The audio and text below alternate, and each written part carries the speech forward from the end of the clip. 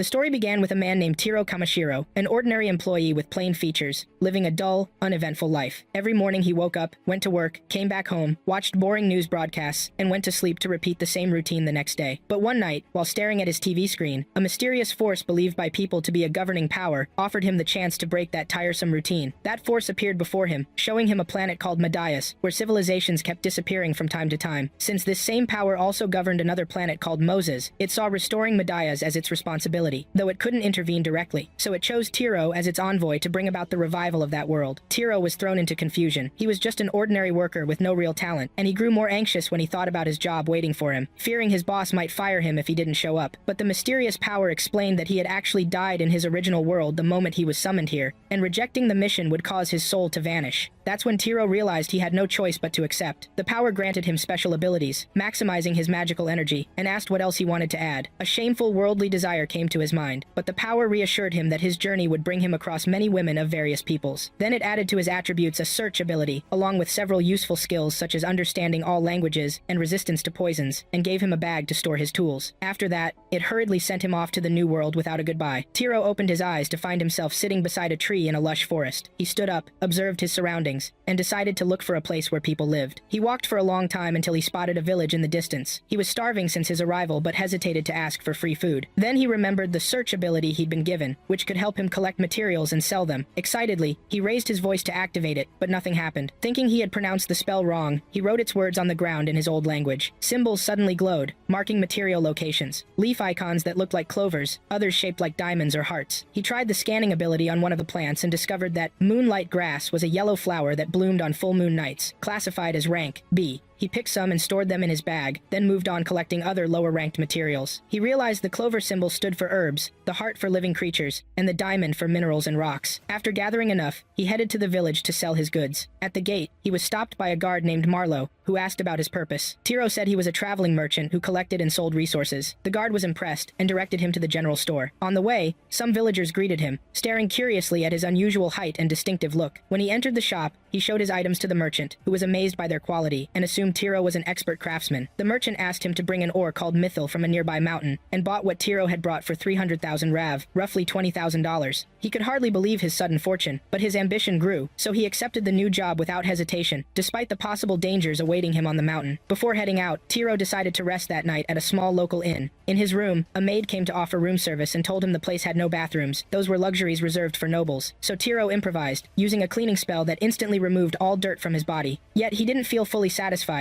nothing compared to the warmth of a long bath as he used to in his old life. The next morning, he set off on his first mission in this strange city. On his way, he used his search skill to gather materials from along the path, not leaving a single useful thing behind. His journey took him to a forest of white trees, known among the locals as the Forest of Ancient Dragons. He was starting to get used to his new life, and while searching, a diamond icon appeared for the first time. Thinking it marked something valuable, he rushed toward it without hesitation. He found a decayed corpse of a fallen warrior, and fear struck him at the sight. Yet curiosity won out, and he cautiously examined the area again. Beside the body, he found a family talisman with no rank. When he opened it, he discovered a letter from the warrior's sister, thanking him for what he had done for them and begging him to come home no matter what. Tiro realized the man would never return, so he buried him by hand and said a short prayer. Before sunset, he chose a place to camp, set up a magical barrier for protection, and built a fire using the stones he'd collected. He mixed some herbs in a small pot and cooked his first meal in this world, pleasantly surprised by its flavor. The next morning, he continued toward the forest's edge, using his search ability to find more resources. He was puzzled by the lack of mining ores that were said to be there, and he noticed the absence of monsters people had warned him about. He wondered if they were avoiding him because of his scent, but considered that a blessing as long as he stayed safe. He ran happily toward the forest's end, but to his surprise, a wide chasm separated him from the mountains. Unable to stop, he fell into the abyss and used all his magic to survive, landing safely inside a cave. Using search again, he found many ores, but no mithril among them. Boosting his magic power, he finally detected mithril, but before he could approach, the cave shook violently. He cast an explosion spell toward the spot he saw, scattering pieces of mithril, managing to collect a few before the shaking began again. Instead of fleeing, he went deeper into the cave, lighting his way with a faint glow. There he found crystal clear water unlike anything he'd ever seen, and checked it using scan magic. It turned out to be high-ranking underground magical water, extremely rare and valuable. Realizing its worth, he decided to taste it. The scan further revealed that the water belonged to an ancient dragon dwelling deep beneath the earth, making him wonder if the creature was still alive. Before long, the water began to ripple violently. The dragon had truly awakened from its slumber. Tiro's high magical energy had disturbed its rest. The dragon rose, water streaming off its body. Tiro instantly knelt and apologized for the trouble, a habit he'd carried from his office days. Introducing himself as a human, he offered his regrets. The dragon, calling itself Vuldios, replied that Tiro's magical power nearly matched its own. Tiro wasn't seeking compliments, but Vuldios asked him for a favor in exchange for a valuable reward. He explained that the still water had stopped his egg from hatching, and he needed Tiro's magical energy to bring it to life. In return, he promised to give Tiro the mithril he was looking for, and guided him to channel his energy into the egg to start incubation. Thinking the egg needed heat to hatch, Tiro infused it with his magic to warm it, but suddenly, a mysterious force engulfed him. The ground trembled, and Vuldios let out a booming laugh. Fear-filled Tiro, was this a trap to kill him? He fell into the water and began to drown, lamenting the cruel fate that brought him death again just when he'd been given a second chance to live. When he closed his eyes thinking it was the end, he found himself before a figure unlike the previous mystical power, some kind of celestial being watching him closely. The being said that anyone who saw a dragon would either flee or faint, but this human had surpassed both fear and sense, so much that his existence alone could change the world's balance. Then the being murmured that since Tiro desired a gentle companion, he would have one. Tiro's vision faded again, and he lost consciousness. When he woke up, he was alive, with Vuldios standing in front of him, and a faint whimper echoed nearby. He turned to see a small dragon jumping toward him, licking him playfully with its dirty tongue. He gently pushed it away, and Vuldios told him to give the newborn a name. Tiro named him Black. Vuldios approved, and asked Tiro to take the hatchling with him, saying Tiro could care for it properly. He gave Tiro the mithril he had come for, and returned to the depths of the water. Tiro had no choice but to accept the responsibility. He washed the little dragon and prepared to leave, asking his new companion if he was ready to join him on his next gathering trip. He left the cave with Black perched on his shoulder, the small dragon fluttering around joyfully, seeing the world for the first time. As sunset approached, Tiro set up camp. Unpacking his gear and noticing that his bag was now filled with high-grade magical water, he remembered Vuldios had breathed special magic into it earlier. Through his magic system, Tiro learned that this water was essential for raising young dragons. He filled a cup and gave it to Black, who in return offered him a small symbolic sip, a gesture of friendship and companionship. Tiro drank it respectfully, finding the taste rather plain despite its immense value. Then he created magical stones and used a firestone to light the campfire. After hours of cooking, he prepared a pot of meat stew for himself and his little dragon, and they ate together happily. Before sleeping, Tiro wondered if Black felt lonely after parting with his parent. The dragon answered with a silent hug, making Tiro realize the little one saw him as his father. A warm feeling of joy filled his heart for the gentle companion fate had given him on his very first day in this strange world. Driven by curiosity, he opened the abilities list and found that Black was actually an ancient dragon of rank B, even stronger than him, which made him feel more responsible toward him. In the morning, Tiro climbed to the surface and noticed the forest looked different from the day before, but he ignored it and continued collecting herbs skillfully as usual. Suddenly, Black hid behind him trembling, and Tiro sensed several monsters approaching. When he turned, a huge rockhawk let out an ear-splitting screech. It was a rank C monster. Tiro wasn't scared. Compared to an ancient dragon like Vuldios, this bird looked like a toy. Confident and determined, he prepared to fight, imagining roasting its legs over the fire. He summoned a magical shield for defense, then cast 3 ice spears that struck the bird and brought it down. The other monsters soon appeared, and Tiro happily saw them as another source of food. Using speed and hardening spells to boost his power, he launched swift, decisive attacks and defeated them all without even needing a weapon.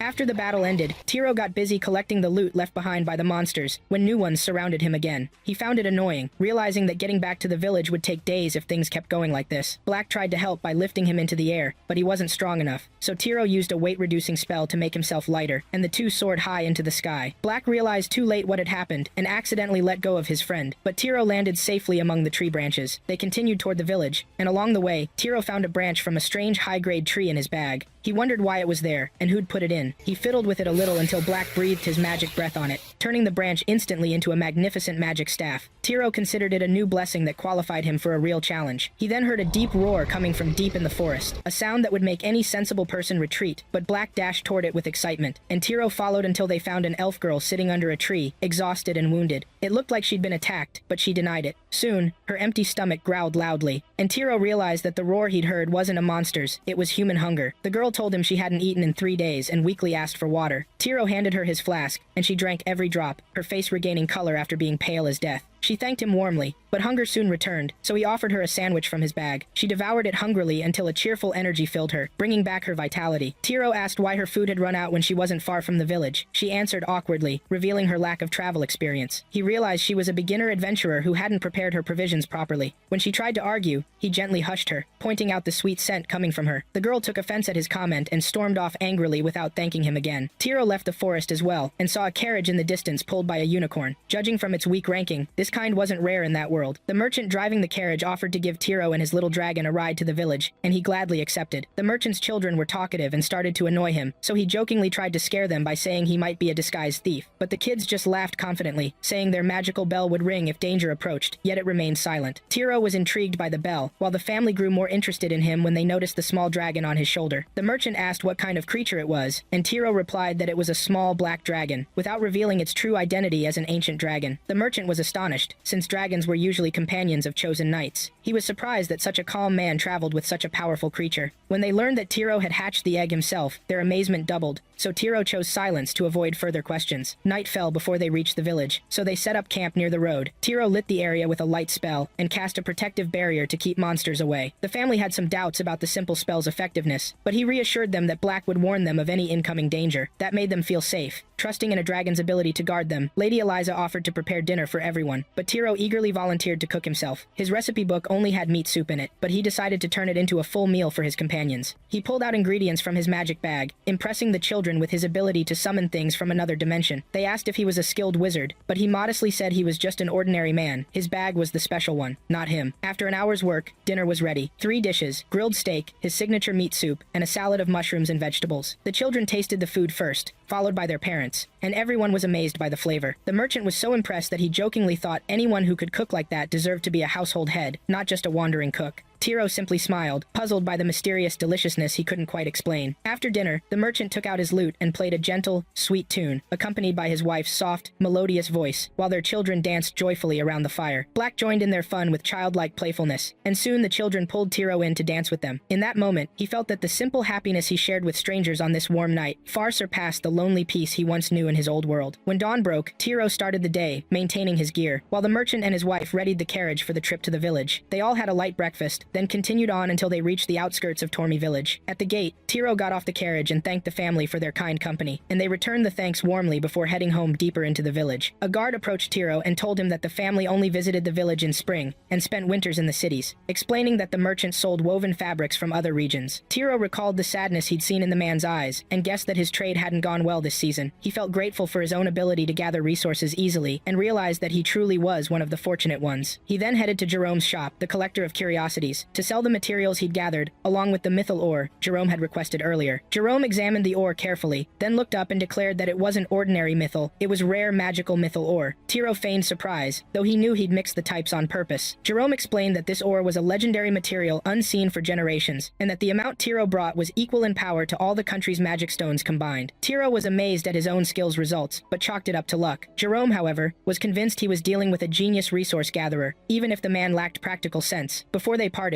Jerome advised him to travel to Belkheim City, saying it was the center of knowledge and trade, where people like Tiro could become famous and successful. Tiro thought it over, then agreed, deciding to begin a new chapter in his journey. That night, Tiro sat in his inn reading a massive encyclopedia about the world he was living in. He didn't know what the Adventurers Guild was, so he researched it carefully until he understood its system and purpose. He decided to officially join so he could become a registered adventurer, earning money while exploring this beautiful world. He also looked forward to traveling to Belkheim, though he chose to stay a bit longer in the village to wrap up some matters before leaving. At sunrise, he went to the butcher to process the monster meat he'd hunted in the forest. That evening, he invited all the villagers to a feast made from that meat. Everyone gathered around him happily, ate, and thanked him for his generosity. The next day, he ventured out to collect more herbs, planning to leave the following morning. He visited a woman's shop to buy some spices, and when she learned he was leaving, she sadly said everyone would miss him. She wished him luck and gave him provisions she'd made herself. The trip to Belkheim would take about a month, and though Tiro hadn't been in the village long, he had become well loved among its people. Back at the inn, he reflected on the mythal ore he still had left, since he hadn't sold it to Jerome. He sat thinking about what to do with it while Black dozed peacefully, tired from trying to think of something beyond his tiny mind. Then Tiro got an idea to use the precious metal to make something that could help the villagers. He fused the ore with magic and placed it in an oil lamp, which worked perfectly on the first try. At dawn, the villagers gathered at the gate to see him off. Smiles, tears, and well wishes filled the air, and Tiro thanked them all for their kindness. He brought out the magical lamp and handed it to the guard, explaining that it would create a protective barrier around the village to keep out people with ill intent. The concept, he said, was inspired by the merchant family's magical bell. The villagers hesitated to accept it, but he insisted, saying this place had become his home, and he wanted it to stay safe until he returned someday. As emotions began to overflow, Tiro quickly turned away with Black beside him, not wanting to linger in the weight of goodbyes. They set off on the road to Belkaim, surrounded by calm and the serenity of nature. But peace didn't last long. Just as Tiro commented on how nice the journey was, a massive creature resembling a giant crab blocked their path. He scanned it with a detection spell and discovered it was edible, so he prepared to hunt it, but before he could act, Black darted upward and let out a thunderous shriek that echoed through the forest, killing the crab instantly. Tiro was stunned by the power of his little companion, power he hadn't known before. Before he could collect the prey, more crabs appeared from afar. He thought they were slow-moving, but they came straight toward him with surprising speed. Black saved him at the last second, lifting him high, and the creatures crashed into each other, two of them dying instantly. Tiro landed and finished off the third with his magic staff. He gathered the spoils, built a fire, and used his hardened hand like a knife to slice the meat. Once the stew was ready, they both ate happily, and Tiro smiled at Black, telling him they'd continue their journey together, hunting strange creatures and enjoying food and companionship. After days of walking, they spotted a massive wall in the distance, touching the clouds, and Tiro was awestruck by its grandeur. It was the Wall of Belkaim, the great trade city of the Zero Kingdom, and the gateway to a new phase of his long adventure. Belkaim had originally begun as a small gathering spot for adventurers, but over time it grew into a mid-sized city teeming with skilled and seasoned fighters. As Tiro approached its towering walls, he used his scanning ability and discovered that it held the greatest adventurers guild in the Zero Kingdom, which fired up his excitement. He noticed a long line of people entering the city where their belongings and bodies were checked before they were allowed in, so he joined the line. When his turn came, he hid Black inside the bag and entered the inspection hall. The guard searched his bag but found nothing suspicious, then asked about his profession. Tiro replied that he was a materials collector. The guard thought he was there to sell goods, but Tiro explained that he wanted to join the guild. The guard used a magical device called Eiffel to reveal the entrance intentions and ensure the city's safety. The results showed that Tiro had no ill will. Curious about what others saw when they scanned him, Tiro tested the Eiffel on himself and found that it read him as having completely average abilities, marked with the color blue, meaning safe. He felt relieved that the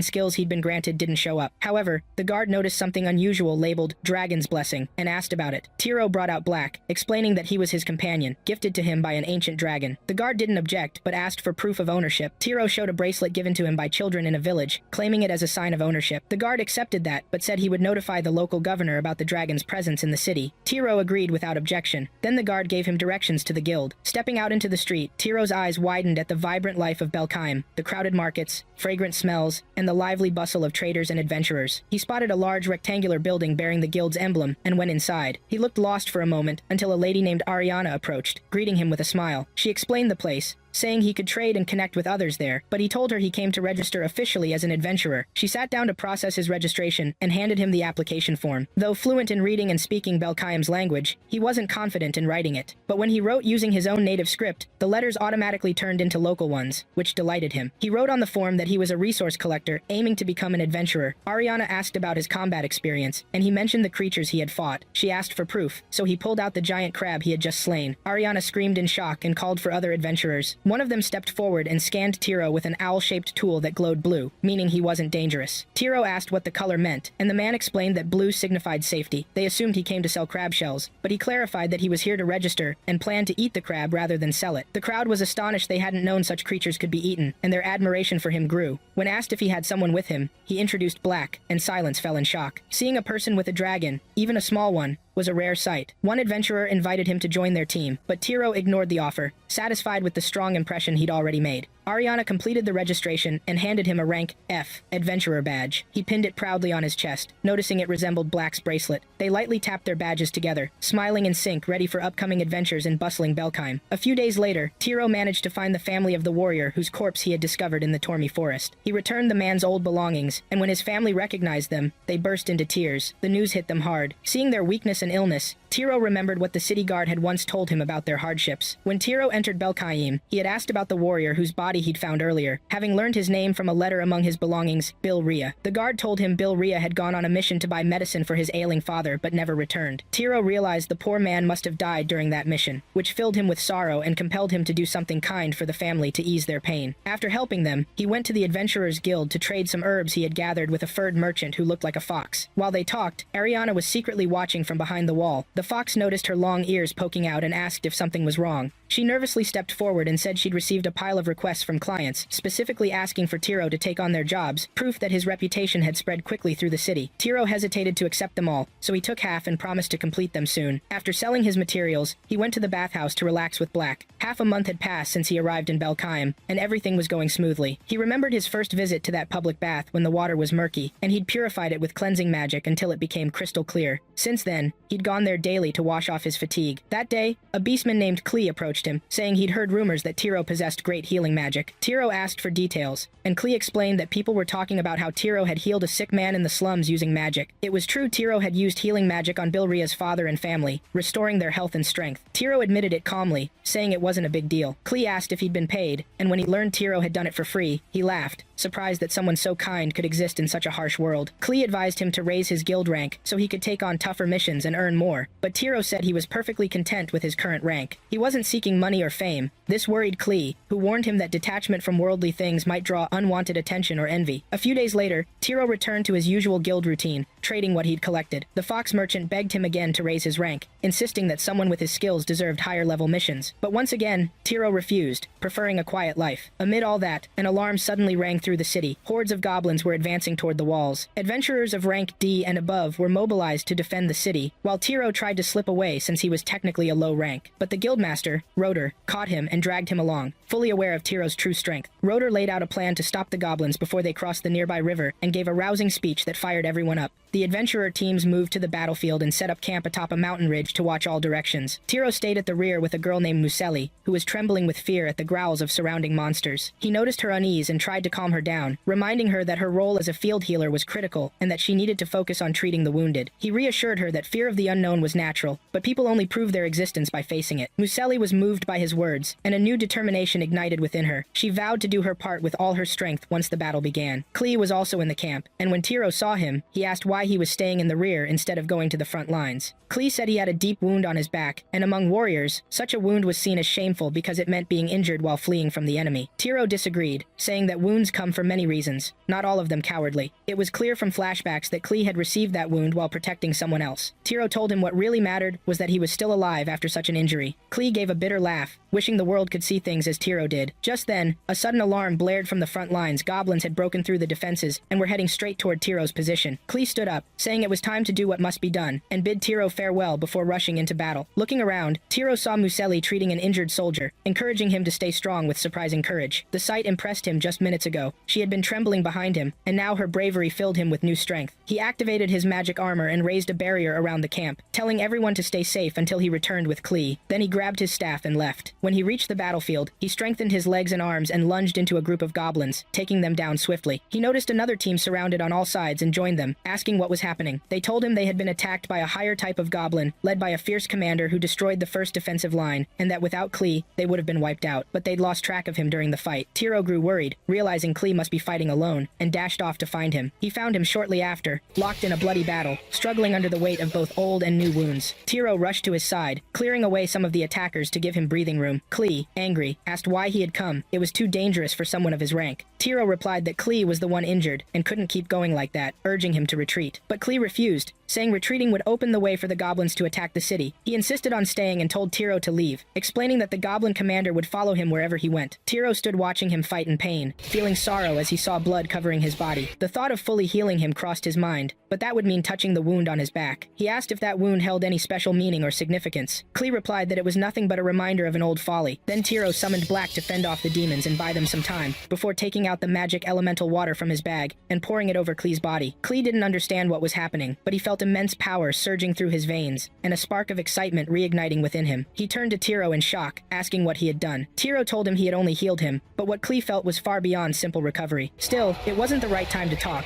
so Klee charged back into battle with burning determination, tearing through the demons with his claws in a sweeping assault that ended with their victory. While Klee kept fighting, one of the adventurers approached Tiro, having seen what he did, and asked what kind of magic he used. Tiro downplayed it, saying it was just simple healing, but the adventurer didn't believe him, and asked who he really was. Tiro said he he was an F-rank adventurer who only wanted to help, though suspicion lingered in the man's eyes. Since Tiro had saved them that day, the adventurers didn't want to show doubt toward him. They accepted his words and expressed their gratitude, assuring him the guild would reward him appropriately. Tiro returned to his inn, thinking life would soon go back to its usual calm, but his peace didn't last long. Klee came to him after fully recovering. Klee knew what Tiro had done to him wasn't normal healing, so he asked him directly what he had used. Tiro answered that he had healed him using the element of water, explaining that its source came from an ancient dragon. He even told him about Black, and that her mother was that great subterranean dragon. Klee believed him and asked why he would spend such a powerful element on him. Tiro simply replied that it wasn't worth worrying about, though he added to himself that the real reason was that he had plenty of that precious water. Klee sincerely thanked him for what he had done, then asked who he really was and where he came from. Tiro was surprised by the question, remembering the warning he'd been given not to reveal his origin, but he also didn't want his silence to raise suspicion. He hesitated for a long time until Klee noticed his confusion, and gently told him he didn't have to answer, then started to leave. But Tiro stopped him and said that he trusted him and would tell him the truth. He confessed that he had come from another world, that he'd been transported here after dying in his previous one, as if he'd been reborn. Klee smiled, thinking it was just a light-hearted joke, shaking his head in disbelief, but thanked him for his honesty anyway. He went on to explain that what Tiro had done to him was so powerful that his body had momentarily transformed into a dragonut, the highest form of the lizardman race. He had felt an overwhelming surge of power that nearly made him lose control. Even so, he expressed deep gratitude for experiencing the primal strength his kind descended from. Calm as ever, Tiro asked if he had returned to normal. Klee said yes, so Tiro advised him to train in that form so he could learn to control his power. Klee stared at him, puzzled by his composure, saying that this calm nature of his was both admirable and perplexing. Then he said his goodbyes and left. Tiro stepped out into the city streets and saw the bustle of life, the noise of merchants, and the movement of people at every corner. He remembered how much his life had changed since he'd come to this world. As he walked, he saw a weapon shop and stopped, his eyes caught by the gleam of steel behind the glass. The shopkeeper called to him from inside, and Tiro turned with genuine excitement and joy. Takeru asked Ripple if they sold such scissors, but Ripple told him no. Then Ripple asked Takeru if he was the material collector that everyone was talking about, and when she confirmed this, she introduced herself to Takeru and told him that she could also help him, which surprised Takeru. Then Ripple confirmed that they had a master named Grossus, who was a top-notch blacksmith, but he had to bring something the master was looking for. However, Takeru asked if he could know the details. Then they moved to the blacksmith workshop, and Takeru watched the workers making iron, which amazed him greatly. Ripple was also happy, and wanted to become like her master, and her dream was to make a sword worthy of a great hero. Then they moved to the master's room and entered. Then Grossus asked Ripple who this was, and Ripple introduced Takeru to Grossus as the resource collector. Then Takeru greeted Grossus, but Grossus told Takeru that he had a very big reputation, which made Takeru grateful to Grossus. However, Ripple thought that Takeru could possibly provide them with Dura ore to make the sword that they would enter in the craftsman's exhibition. But Grossus objected to sending Takeru to the Ryohei mine because it was very dangerous. However, Ripple objected to Grossus's disapproval and told Grossus that Takeru was capable of doing this, but Grossus insisted on his position, which led to an argument between them. Then Ripple grabbed Grossus by his beard and told him to make swords from inferior materials, but after that he wouldn't be called a master. However, Grossus was annoyed by Ripple's words and told her that the mine didn't only have monsters, but there were also rumors about the presence of demons. Ripple also heard some talk about a shortage of Dura ore due to the appearance of demons. Then Grossus said to Takeru that Ripple was a blacksmith who didn't value life and didn't deserve to hold a hammer. Then he also told Ripple that he wouldn't send a young man to his death just because they were in trouble. Then Ripple apologized to Takeru and asked him to forget what she had told him. After that, Takeru presented sweets to Grossus and asked him if the ore he wanted to make swords was in the dangerous Ryohei mine. Then Takeru made an attractive offer to Grossus that if he collected Dura ore for him, he would make him scissors that only he would use, which surprised Grossus, and he was amazed by what Takeru said. Then Takeru told them that he could handle anything and showed them a part of a huge monster, which shocked Grossus and Ripple. Ripple said that this monster could only be killed by a B-rank adventurer or higher. Therefore, Takeru asked Grossus to let him handle this task. Then Takeru went to the mine, and while he was on the way, the Dragon Black was humming songs, and Takeru was locating the mine area. Then the Dragon Black approached Takeru and asked him for crab, but Takeru told him that nothing was left, and that he also wanted to eat it again. There was a man and a woman with Takeru in the carriage. The woman talked about strange things happening recently, such as all the poisonous herbs in the Robroy's passage withering overnight. The man also heard about strange disturbances in the tree forests as well. Here Takeru wondered if all this happened because of him, but he didn't believe it. Then Takeru got off the carriage in front of a horse trader's headquarters, and Takeru heard a woman's voice arguing with someone. But Takeru had heard this voice before. before. Then we move to the woman who was arguing and asking the trader that she wanted a pure white horse that runs across the sky, but this was a giant white crow, and she pointed to the white animal. However, the trader told Prolight that this was a horse shop,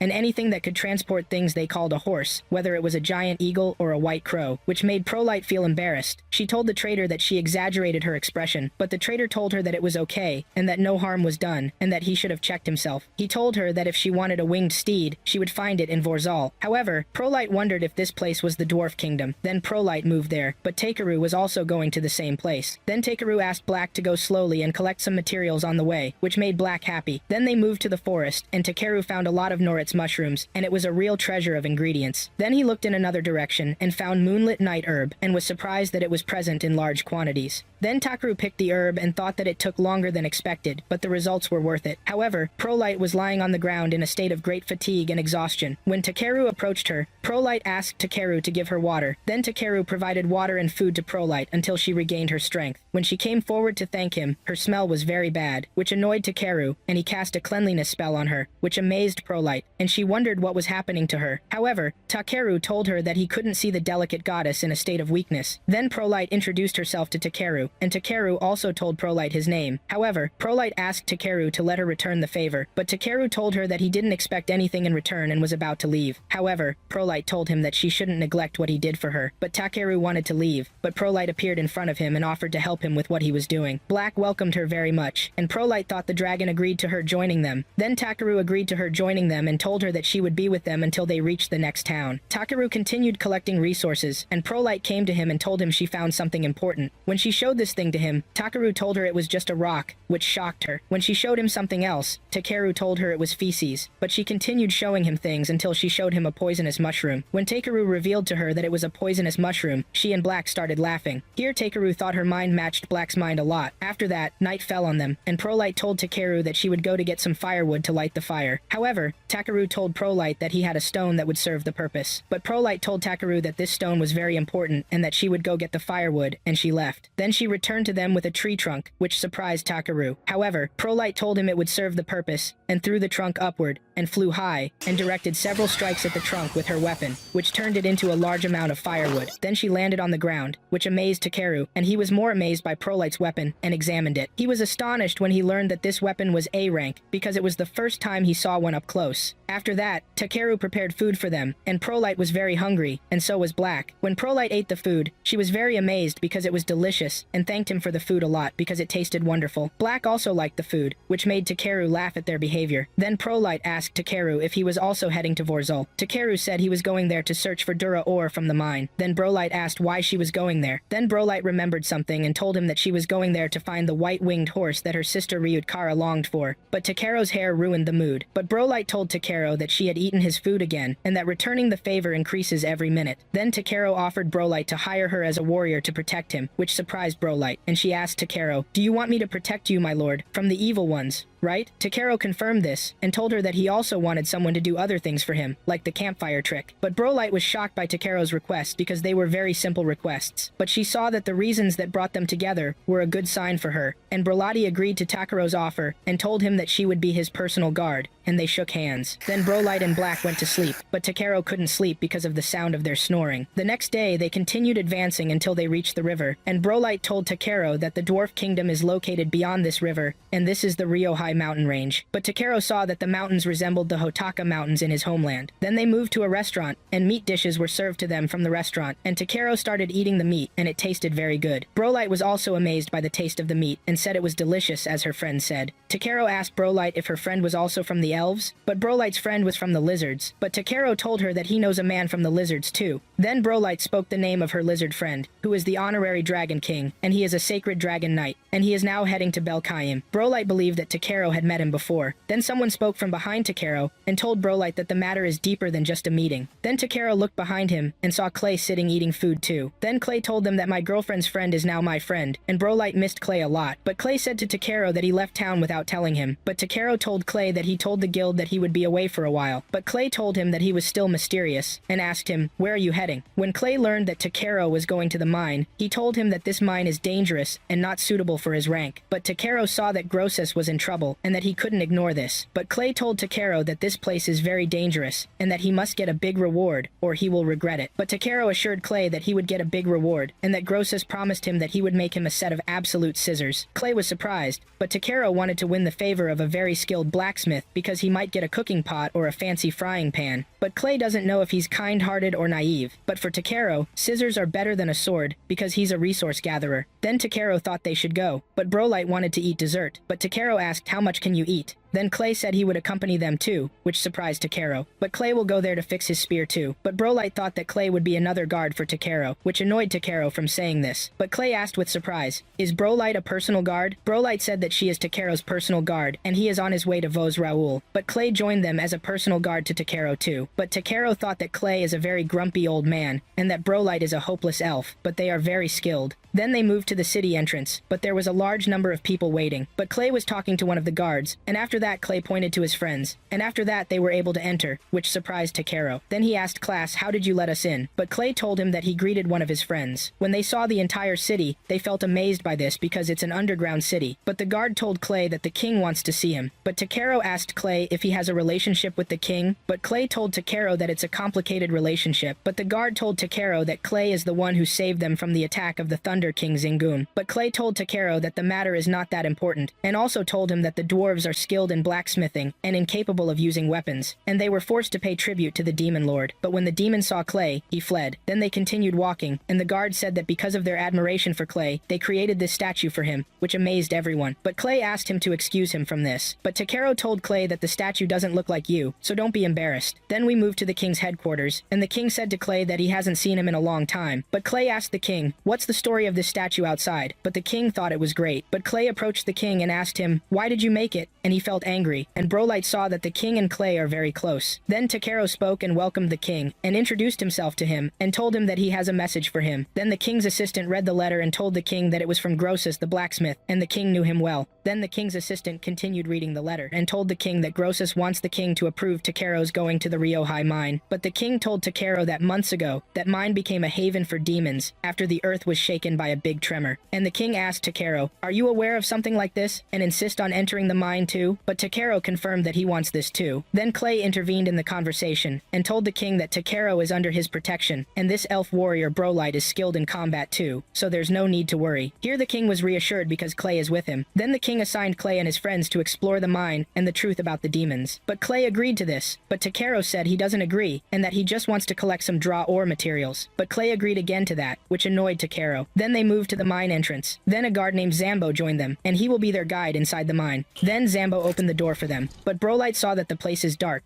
But Takero cast a spell to light up the place. Then he received the map from Zambo and cast a reading spell to understand what's in it, which amazed Brolight that he cast 2 spells at once. But Clay asked Takero not to do strange things again. But Takero didn't pay attention to their talk and searched for draw ore in the place, and several types of mineral ores appeared to him, but their signals are very weak. Then Zambo approached Takero and asked him if he notices this just by looking. But Takero asked them to penetrate inside a little, but Black felt something, which made everyone ready to fight. But Clay asked Takero to stay behind them because there's something coming to them, but they don't see it. But Takero cast a search spell until a strange body approaching them appeared. Then 2 monsters attacked them, and Clay attacked the first one and killed it. Then Takero cast a spell that fixed the other one in place, and asked Brolight to finish it off. And Brolight succeeded in this, but she felt happy and asked Takero how he was able to use this wonderful spell. After that they continued advancing, and Takero expected that the magic concentration here is strong, and there are traces of draw ore too in some places. But Takero stopped and headed to a dead end, but there were draw ores that he needed. Then Takero asked Zambo to use his special method of extracting minerals, and asked them to stay away from the walls. Then Takero cast his magic and used fire too, and blew up the walls until a large amount of draw ore appeared to him, which amazed Zambo. But this ore is drite, and it's very rare. Then Takero examined it and found that Zambo was right. Also, Clay felt a large magical energy, and it almost seems to be a magic stone too. But Takero thought there was a pocket containing a magic core in this tunnel. Then Black told Takero about something coming, which shocked Takero. Then the rest approached Takero and Brolight asked about the matter. When they heard a sound, Clay asked, what is this sound? But Zambo told them that this is the cursed demon. But Takero asked them to let him. He will take care of this monster. But Clay saw that this is madness from him. But Takero told them that he needs this. Then the monster appeared to them, and it's a giant crab, which made Takero and Black very happy.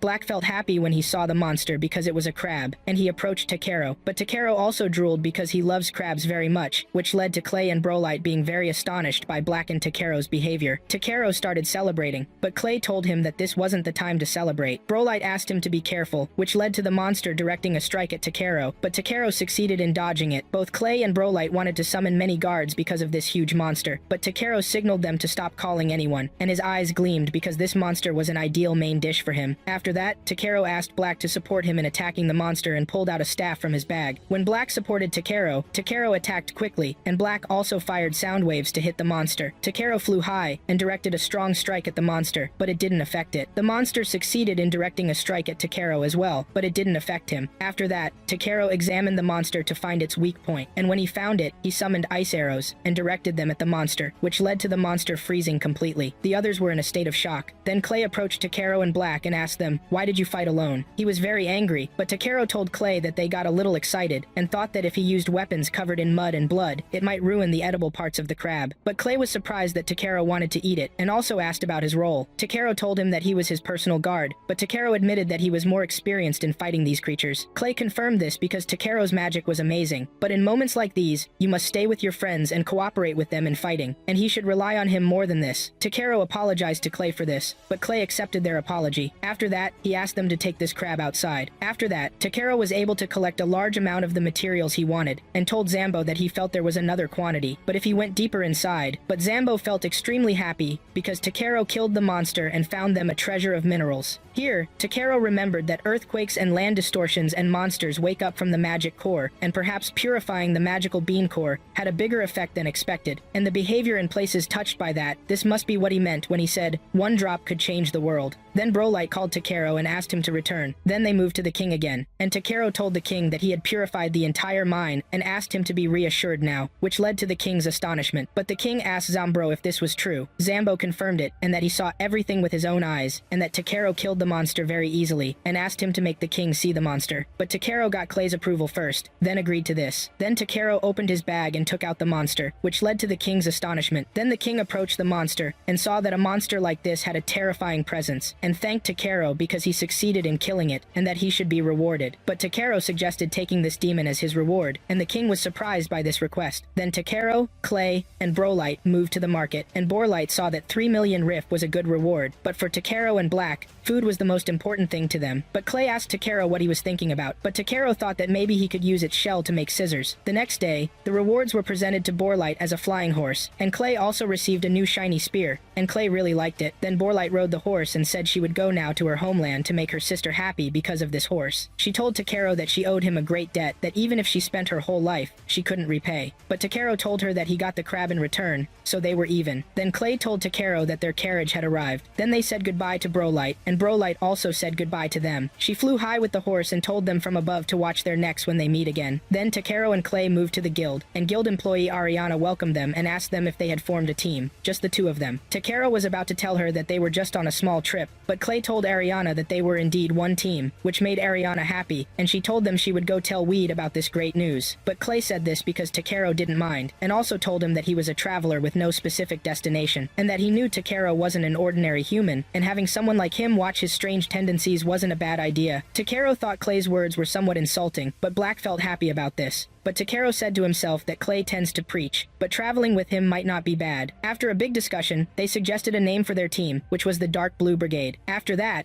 Takero and Black moved to Grossus's workshop and gave the diet jacket to Grossus to examine it, but they didn't speak out of shock, which led Takero to think it wasn't him. But Grossus and Ribble were extremely astonished, and Ribble was happy that she assigned this task to Takero because this material was very hard and ideal. They were crying a lot, but Grossus asked Ribble not to cry, and Ribble made the same request to Grossus, and they hugged each other. Here, Takeru felt happy because they were pleased with this material. Grossus said he had never seen this quantity of materials in one place. Takeru said to himself that he knew the quality of the materials was high, but he didn't expect them to be so impressed by it. Even if the inspection showed it was perfect, you never know if it truly meets what the customer wants. But the most important thing in the market is to fulfill what the customer wants. Now Takeru began to feel proud of being a collector. Ribble said to Takeru that this quantity was large, and she couldn't give him his due, but Takeru told them he only wanted the scissors he requested, and would settle this part later. But now he wanted them to use these materials and make an amazing sword that would win first prize at the exhibition. After a month and a half, we moved to the tavern where he was having happy happy moments with class and Black. Then Wade came to him and told him he had been looking for him, and gave him a letter because he had been summoned by an important person. Clay thought from the seal's emblem that this summons was from House Lucilphus. Takeru asked Wade if this was from Lord Belkame, but Takeru said to himself he thought trouble was on the way, then said out loud that he would get a stomachache tomorrow and wouldn't be able to go. But Clay asked him to stop making pathetic excuses. Wade told Takeru that the Lord was kind and not hated at all. Then Takeru opened the letter to read it, and Clay discovered he was also mentioned in the letter. Wade told them the Lord had heard about their team's name, and decided to summon the entire team. Takeru said this honor seemed more like a pretext for something, but Clay thought he should have shouted his desire to see the small dragon. Takeru asked if the Lord was planning to take Black, but Wade told Takeru that the Lord would never do that, and it wasn't within his authority either. Clay confirmed that if he did that, he would leave Belkame with him immediately, but Takeru thought they would head to the coast and treat themselves to fresh sashimi. Meanwhile, Wade said to them, "You intend to eat monster meat again?" Then we moved to Clay and Takeru in the Lord's carriage. The carriage was attracting everyone's attention, and Takeru was aware of this. But Clay thought this was because every adventurer dreams of being summoned to the Lord's palace, because everything changes if any adventurer gets his support. Even a chaotic adventurer gains credibility when guaranteed by a noble. Takeru understood this, and saw it was logical. Then Clay told Takeru they were entering the noble's district now, which amazed Takeru and Black by the view. Then they arrived at the palace, and the head butler welcomed them. He told them he would be their guide inside the palace and introduced himself as Raymond, and gestured for them to enter. There were servants receiving and welcoming them, which amazed Takeru. While they were on their way, a small girl came to them and said to them, "So you're the dragon child," and told Takeru that this dragon belonged to her. But Takeru refused. But the girl said dragons belong to nobles, and told Takeru he wasn't even a noble to own a dragon, which annoyed Takeru. But Clay knew this was Princess Tiaris. Then Takeru did an inspection on her to identify her, and discovered she was the Lord's daughter, and wondered how to deal with her. Then Takeru knelt before Tiaris, and asked her permission to ask a question. When she agreed, Takeru asked Tiaris, "Why do you think you have the right to this dragon?" But Tiaris answered him embarrassedly, that Bernard told her about an adventurer keeping a dragon, so it was natural for her to get it. Here, Takeru knew that Mr. Bernard was the one who told her. Tiaris also said that when dealing with rude and ignorant adventurers, she must act with dignity and firmness, so they obey her. Takeru asked himself, who is Bernard, because he's responsible for this. Then Takeru apologized to Tiaris because Black was part of his family and he couldn't hand him over to anyone. Then Tiaris asked the dragon if he was called Black. Black responded to her, which surprised Tiaris that the dragon responded to her. Takeru told Tiaris that Black understands human language. Tiaris felt very embarrassed because she treated them very harshly without thinking about their bond, and apologized to them. This led to Black approaching Tiaris. Tiaris asked Black if he forgave her, and when she confirmed this, she immediately hugged him. Then Takeru asked Tiaris, "Why do you want to own a dragon?" But Tiaris wanted to show him to her mother, and that it was very important. Then the Lord came to them and asked Tiaris, "What are you doing?" Then Takeru introduced himself to the Lord. The Lord introduced himself also to Takeru and said he was called Lucilphus, and they shook hands with each other. Then they moved to the sitting room, and tea was served to them. Lucilphus apologized to Takeru for his daughter's way of dealing, but Takeru told him there was no problem about this. Clay asked what they were summoned for, but Lucilphus told them there was one thing and only one he summoned them for, and that it concerned his wife Muleteria. Clay explained to Takeru that the lady had been bedridden for about half a year. Lucilphus told Takeru he had heard rumors about him, that a weak tenant suddenly regained his health because of his work, which led to Takeru boasting a lot. Then Lucilphus begged Takeru to save his wife from death. Takeru said his magic was strong enough to purify Clay, and that if he upset the balance, who knows what would happen. But Lucilphus said that Tiaris wanted a dragon for her mother. After a few days, Tiaris would leave for the royal capital to study. She thought a cute creature beside her mother would raise her spirits, and that her heart is kind despite her naivety sometimes, which made Clay cry when he heard this. Black also cried. But Takeru said to himself that this was a lord, and if he made a mistake, he would be drowned in problems. Then Takeru asked, "Where is Lady Muleteria?" This made Lucilphus happy that Takeru agreed, but Takeru said to himself that he was a big fool. Then they moved to Muleteria's room. Takeru saw that the room hadn't been ventilated for a while. Black also felt this. But Lucilphus approached Muleteria and told her he had brought the man he told her about, who heals diseases with mysterious power. He asked Takeru to come forward. Then Takeru asked to light the room, but Lucilphus told him that Muleteria was sensitive to sunlight. Then Takeru approached to take a look at her and began using inspection. He discovered she was suffering from many diseases. Then Clay approached Takeru and asked him if he knew what was wrong with her. Takeru answered to some extent. Lucilphus asked Takeru, "Can you treat her?" But Takeru could treat diseases like light sensitivity, joint pain, stomach pain, and dizziness too, which amazed Lucilphus. But Takeru found poisoning by Eifer, and he had never heard of it before. He said to himself even if he couldn't treat it with his magic, treating the rest of the diseases would help her. But Clay asked Takeru, "What's the matter?" Takeru said it was a matter of trust. and that he was just an unknown adventurer, and asked Lucilphus, "Will you leave your wife's matter to me?" But Lucilphus couldn't answer. But Muleteria said she would do whatever Lucilphus decided, but she wanted to hug Tiaris again, and she cried and said that was enough for her. Then Lucilphus cried and begged Takeru to save Muleteria. Here Takeru became very enthusiastic. Clay thought that Takeru would use the same technique he had used to heal him, but Takeru didn't do that because the spell consumed an enormous amount of internal mana. Takeru believed that Muleteer wouldn't be able to endure it, so he decided to start by healing Muleteer's eye since she felt pain when she saw light. Takeru then cast a healing spell on her eye, and once he was done, he asked her to open it. When she opened her eye, Takeru asked her if she could see well. When she signaled that her vision was fine, Takeru cleaned the whole room and opened the windows, letting sunlight pour in. Lucilphas asked Muleteer if she felt any pain, but she told him she was fine, and then she started crying. Lucilphas also cried out of pure happiness. Clay could see that Takeru had succeeded. However, Takeru thought about moving to another place. After they moved, Takeru discovered that Muleteer had eaten something poisoned with a substance called Ivor poison. Lucilphas refused to believe it. Takeru said there was a possibility that it had been done on purpose, as it seemed deliberate, but since Takeru didn't know how the poison worked, he couldn't completely cure her. He asked Lucilphas if he could get an antidote, but Lucilphas said there was none because the poison was forbidden and had disappeared over time, along with the antidote. Takeru suggested making an antidote himself, saying it might be possible if they could get the original poison. Clay noted that if they could actually make it, then it must be a very ancient poison, and he wasn't sure if its ingredients still existed today. Lucilphas said there might be a clue somewhere, so they started searching through books. Lucilphas told them most of the books were written in the ancient language, but Takeru could read and translate that. He did, though, have trouble identifying the name Ivor poison. After examining more closely, he cast the Buska spell, which revealed the book he needed. When he opened it, he told the others that it contained information about the Ivor flower. Lucilphas asked Takeru to read aloud. Takeru prepared himself, brought the book closer to his face, and began reading, but his voice sounded different, funny, almost playful as he read a story about a boy named Bola, who was apparently a cheerful adventurer. The book described his amazing travel diaries. Clay asked if Takeru was mocking them, but Takeru said he was reading exactly what was written. Lucilphas told him to continue. Bola's story went on about a sunny day when he was relaxing on a rock shaped like a horse near a big lake, where he found the most beautiful golden flower. It turned out to be the Ivor flower, but Clay suddenly stopped Takeru from reading further, saying he knew that exact place, the rock shaped like a horse near the lake. Lucilphas was surprised, and Clay pointed out the location on a map,